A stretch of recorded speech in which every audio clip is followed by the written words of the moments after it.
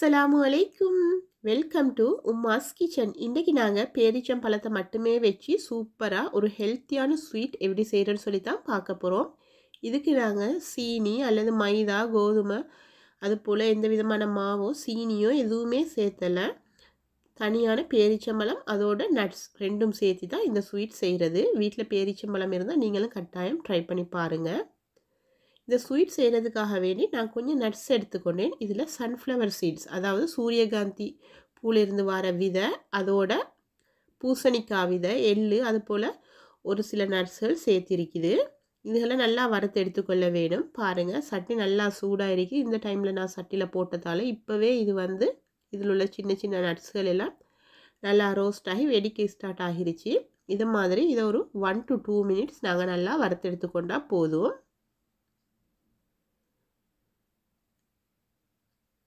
பாருங்கள், இது நல்லா வறுப்பட்டுருச்சு. இதை நான் ஒரு பிளேட்டுக்கு மாற்றி ஆற வச்சு எடுத்துக்கொள்கிறேன். அதோடு நான் அதே கப்பால் ஒரு கப் அளவுக்கு பாதாம் சேர்த்திக்கொள்கிறேன். அதையும் சேர்த்து ஒரு 3 to 4 மினிட்ஸ் இதை மாதிரி மீடியம் ஃப்ளேமில் வச்சு நல்லா வறுத்து எடுத்துக்கொள்ள வேணும். உங்கள்கிட்ட இந்த நட்ஸல் இல்லைன்னு சொன்னால் நீங்கள் வெறும் நிலக்கடலையை மட்டுமே இதுக்கு யூஸ் பண்ணலும். இந்த நட்ஸை நான் வறுத்து ஆற வச்சு எடுத்துக்கொண்டேன். ஆறினதுக்கு பிறகு இதை மாதிரி மிக்சி ஜாரில் போட்டு அரைச்சி எடுத்துக்கொள்ள போகிறேன். இதை நாங்கள் அரைக்கிற நேரத்துக்கு நல்லாவே ஃபைன் பவுடராக அரைக்க வேணும்னு அவசியம் இல்லை. இதை ஒரு கொரகொரப்பான நிலையில் அரைச்சி எடுத்துக்கொண்டா கூட போதுமானது. நீங்கள் நிலக்கடலையை வறுத்து விட்டுட்டு இதுக்கு சேர்த்திக்கொள்ளலும். உங்கள்கிட்ட தோலுடைய வறுத்த நிலக்கடலை இருந்தால் தோலை உரிச்சு விட்டுட்டு இதை மாதிரி அரைச்சி எடுத்துக்கொண்டா போதுமானது. இப்போது நாங்கள் அரைச்ச இந்த பவுடரை ஒரு ஓரமாக வச்சுக்கொள்வோம். எங்களுக்கு இந்த ஸ்வீட் செய்கிறதுக்கு மெயினான இன்க்ரீடியன்ட்ஸ் பேரிச்சம்பழம் தான். பாருங்கள், நான் கடையில் பேரிச்சம்பழம் பேஸ்ட்டாகவே வாங்கி எடுத்துக்கொண்டேன். உங்களுக்கு பேரிச்சம்பழம் பேஸ்ட் கிடைக்கலன்னு சொன்னால் நீங்கள் பேரிச்சம்பழத்தை வாங்கி அதில் விதைகளை நீக்கிட்டு மிக்சி ஜாரில் போட்டு நல்லா இதை மாதிரி அரைச்சி எடுத்துக்கொண்டா சரி. பாருங்கள், இது எவ்வளோ நல்லா ஃபைனாக அரைப்பட்டிருக்குதுன்னு அதே மாதிரி நீங்களும் அரைச்சி எடுத்துக்கொள்ளுங்க. இப்போ நான் இந்த பேரிச்சம்பழம் பேஸ்ட்டில் நாங்கள் அரைச்சி வச்ச இந்த நட்ஸ் கலவையை சேர்த்திக்கொள்ளுவோம். அதோடு நான் அதுக்கு கொஞ்சமாக உப்பு சேர்த்திக்கொண்டேன். நாங்கள் எந்த ஸ்வீட் செய்கிறனாலும் ஒரு பிஞ்ச் அளவுக்கு உப்பு சேர்த்திக்கொண்டா தான் எங்களோட ஸ்வீட் டேஸ்ட் நல்லாவே இருக்கு. அதோடு இதுக்கு ஒரு 1.5 தேக்கரண்டிக்கு பட்டர், உருக்கின பட்டர் சேர்த்திக்கொண்டேன். அதெல்லாம் சேர்த்து இதை மாதிரி நல்லா பிசைஞ்சு எடுத்துக்கொள்ள வேண்டும். எங்களோட பேரிச்சம்பழம் இந்த நட்ஸ் பவுடர் எல்லாம் ஒன்று சேர்ந்த மாதிரி நல்லா இதை மாதிரி ஒரு 3 to 4 மினிட்ஸ் பிசைஞ்சு எடுத்துக்கொண்டா போதுமானது. பாருங்கள், நான் பிசைஞ்சு காட்டுறேன் எப்படி இருக்குதுன்னு சொல்லி. எவ்வளோ நல்லா பிசைப்பட்டு வந்திருக்குது. நீங்களும் இதே மாதிரி பிசைஞ்சு எடுத்துக்கொள்ள வேணும். நாங்கள் சேர்த்தின இந்த நட்ஸ் எல்லாம் எங்களோட பேரிச்சம்பழத்தோடு நல்லா மிக்ஸ் ஆகி எங்களோட நட்ஸே விளங்காத அளவுக்கு எல்லாம் பேரிச்சம்பழம் மாதிரி இருக்குது. அந்த அளவுக்கு நாங்கள் பிசைஞ்சு எடுத்துக்கொண்டா நல்லது. இப்போ நான் கவுண்டர் டாப்பை க்ளீன் பண்ணி விட்டுட்டு இதை மாதிரி போட்டு உருட்டி இதை 4 பார்ட்டாக பிரித்து எடுத்துக்கொள்ள போகிறேன். நீங்களும் ஒர்க் டாப்பில் இதை மாதிரி க்ளீன் பண்ணி விட்டுட்டு இதை செஞ்சு எடுத்துக்கொள்வது நல்லது. அப்படி இல்லைன்னு சொன்னால் கட்டிங் போர்ட் பெருசாக இருந்தால் அதில் கூட செஞ்சு எடுத்துக்கொள்ளலும். இப்போ நான் கட் பண்ணிடத்தில் 3 பார்ட்டாக வேறையாக வச்சுட்டு ஒரு பார்ட்டை எடுத்து இதை மாதிரி நல்லா உருட்டி எடுத்துக்கொள்கிறேன். நாங்கள் இது உருட்டுற டைமில் ரொம்பவே மெல்லிசாகவும் உருட்டக்கூடாது, அதே நேரம் ரொம்பவே தடிப்பமாகவும் உருட்டக்கூடாது. ஓரளவான சைஸில் தான் இதை உருட்டி எடுத்துக்கொள்ள வேண்டும். பாருங்கள், நான் உருட்டி காட்டுறேன் எந்த அளவுக்கு அதில் சைஸ் இருக்குதுன்னு சொல்லி. அந்த சைஸை பார்த்துட்டு நீங்கள் செய்கிறேன்னு சொன்னால் அதே அளவுக்கு உருட்டி எடுத்துக்கொள்ளுங்க.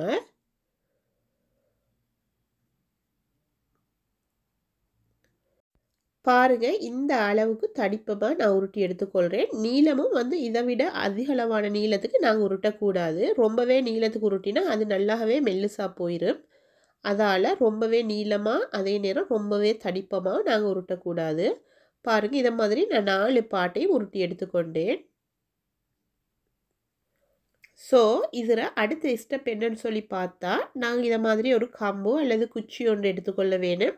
அது இந்த சைஸுக்கு இருக்கிறது ரொம்பவே நல்லது. இதை விட பெருசாக இருந்தால் எங்களுக்கு இதை மேலால் இதை மாதிரி ப்ரெஸ் பண்ணலாம். நாங்கள் இந்த குச்சியை எடுத்து மேலால் எங்களுக்கு இந்த பேரிச்சம்பழத்துக்கு மேலால் வச்சு நான் இதை மாதிரி ப்ரெஸ் பண்ணின மாதிரி நீங்களும் ப்ரெஸ் பண்ணி எடுத்துக்கொள்ள வேணும். இதை மாதிரி ப்ரெஸ் பண்ணி விட்டுட்டு இந்த ஓரங்களை நான் கையால் செய்கிற மாதிரியே நீங்களும் செஞ்சு அட்ஜஸ்ட் பண்ணி விட வேணும். நாங்கள் இதை ப்ரெஸ் பண்ணுற டைமில் ரொம்பவே ஆழமாக ப்ரெஸ் பண்ணக்கூடாது, அதே நேரம் ரொம்பவே மேலோட்டமாகவும் ப்ரெஸ் பண்ணக்கூடாது.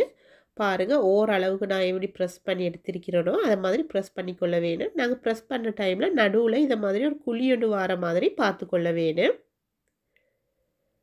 பாருங்கள் நடுவில் குழி, அந்த ஓரங்களும் வந்து கொஞ்சம் மேலால் உயர்ந்த மாதிரி இருக்குது. இப்போ நான் இதுக்கு எள்ளு தூவிக்கொள்கிறேன். எள்ளை வந்து எங்களுடைய இந்த பேரிச்சம்பழ கலவையோட ஒட்டுற மாதிரி நாங்கள் பிரட்டி எடுத்துக்கொள்ள வேணும். பாருங்கள் இந்த மாதிரி நான் ஒவ்வொரு பாரையும் எள்ளு ஒட்டுற அளவுக்கு பிரட்டி எடுத்துக்கொள்கிறேன். உங்களுக்கு இதை விட அதிகமாக எள்ளு சேர்த்த வேணும்னா கூட சேர்த்து செஞ்சு கொள்ளலும். இப்போ நாங்கள் இதை ஓரமாக வச்சுட்டு அடுத்த ஸ்டெப் என்னன்னு சொல்லி பார்ப்போம். இப்போ நான் இதுக்கு வெள்ளை சாக்லேட், அதாவது ஒயிட் சாக்லேட் ஒரு 80 கிராம் அளவுக்கு எடுத்துக்கொண்டேன். 80 கிராம் அளவுக்கு எங்களோட இந்த பேரிச்சம்பழ கலவைக்கு போதுமானது. நான் பேரிச்சம்பழத்தில் அளவை சொல்ல மறந்துட்டேன். இதுக்கு நான் சேர்த்துக்கிற பேரிச்சம்பழம் வந்து 500 கிராமுக்குரிய பேரிச்சம்பழம் தான். இப்போ நாங்கள் இந்த ஒயிட் சாக்லேட்டை மெல்ட் பண்ணி எடுத்துக்கொள்ள வேணும். இதை நாங்கள் மெல்ட் பண்ணுற டைமில் நாங்கள் தண்ணியை வந்து நல்லா ஒரு சட்டியில் கொதிக்க வச்சுட்டு இதை மாதிரி ஒரு பாத்திரத்துக்கு எங்களோட சாக்லேட்டை போட்டு பாத்திரத்தை வந்து அந்த சட்டிக்கு மேலால் வச்சா சட்டியில் வர அந்த ஆவிர சூட்டுக்கு எங்களோட இந்த சாக்லேட் எல்லாம் நல்லா மெல்ட் ஆகி வரும். பாருங்கள் எங்களோட சாக்லேட் எல்லாம் நல்லா மெல்ட் ஆகிருச்சு. இப்போ நான் இதை வந்து இதை மாதிரி ஒரு பேக்குக்கு மாற்றிக்கொள்கிறேன். நீங்கள் வந்து இதுக்கு ஒரு பொலித்தீன் பேக் இதை மாதிரி எடுத்துக்கொள்ளலும். நான் எடுத்திருக்கிற பேக் வந்து ஃப்ரீசர் பேக். பாருங்கள் நான் இதை மாதிரி இதுக்கெல்லாம் ஊற்றி விட்டுட்டு எங்களோட இந்த சாக்லேட் கலவையெல்லாம் இந்த ஒரு மூளைக்கு வார மாதிரி எங்களோட பேக்கை வந்து அட்ஜஸ்ட் பண்ணி எடுத்துக்கொண்டேன். எடுத்துகிட்டு இதில் அந்த ஓரத்தை வந்து, அதாவது இந்த மூளையை வந்து லைட்டாக வெட்டி கொள்ள வேணும். நான் வெட்டி காட்டுற மாதிரி வெட்டிட்டு நீங்கள் இதை வந்து எங்களோட இந்த டேட் பாரை இந்த குழி உள்ளுக்குள்ளால் நான் ஊற்றுற மாதிரி ஊற்றிக்கொள்ள வேணும். பாருங்கள் இதை மாதிரி தான். நாங்கள் இதை ஊற்றுற டைமில் அதிக அளவு ஊற்றிடக்கூடாது. அதிக அளவு ஊற்றிட்டேன்னு சொன்னால் எல்லாம் மேலிருந்து வடிஞ்சு வந்துடும். அதால் நாங்கள் பார்த்து கணக்காக ஊற்றி எடுத்துக்கொள்ள வேணும்.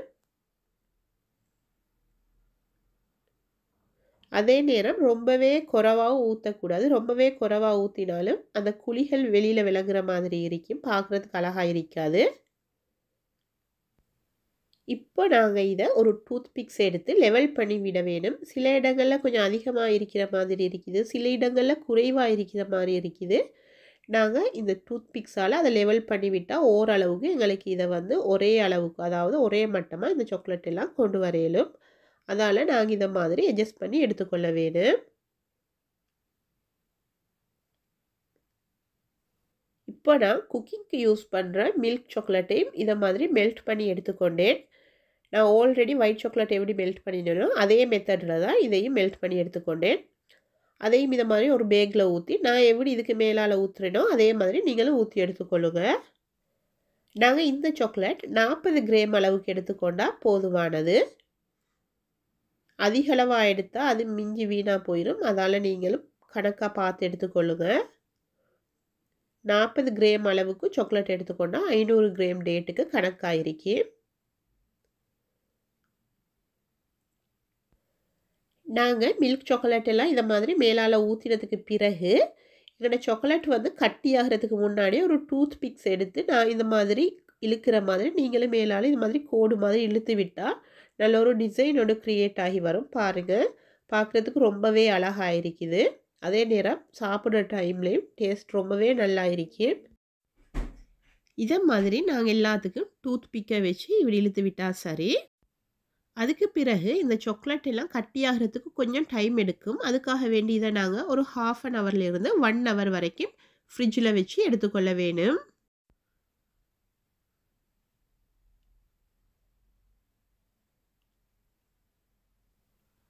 பாருங்கள் இதை நான் ஒரு 1 ஹவருக்கு ஃப்ரிட்ஜில் வச்சு எடுத்துக்கொண்டேன். மேலால் ஊற்றின சாக்லேட் எல்லாம் ரொம்பவே நல்லா செட் ஆகி வந்திருக்குது. அதே நேரம் எங்களோட இந்த டேட் கூட ரொம்பவே நல்லா இறுகி செட் ஆகியிருக்குது. பாருங்கள் நான் கையில் தூக்கி காட்டுறேன் எந்த அளவுக்கு நல்லா கட்டியாகி இருக்குது, செட் ஆகி இருக்குதுன்னு சொல்லி உங்களுக்கே விளங்கும். நாங்கள் இந்த அளவுக்கு செட் ஆக விட்டு இதை எடுத்துக்கொண்டா சரி.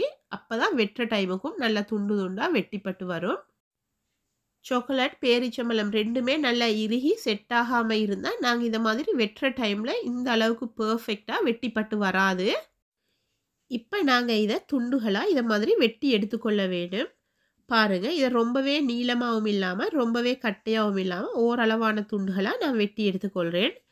வெட்டுறதுக்கு இந்த சைஸ் வந்து கணக்கா இருக்கும். நீங்களும் பார்த்து உங்களுக்கு ஏத்த மாதிரி வெட்டி எடுத்துக்கொள்ளுங்க.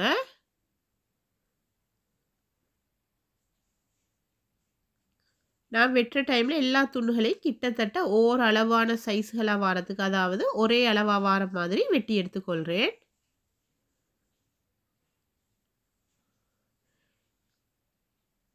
இத மாதிரி நாங்க எல்லாத்தையும் வெட்டி எடுத்துக்கொள்ள வேணும். அதே நேரம் யாருக்காவது இத மாதிரி ஸ்வீட் ஐட்டங்கள் செஞ்சு பிசினஸ் செய்ய வேணும்ன்ற ஐடியா இருந்தா கூட, அவங்களுக்கும் வந்து இது ரொம்பவே நல்ல ஒரு செலக்ஷனா இருக்கும்னு சொல்லி நான் நினைக்கிறேன்.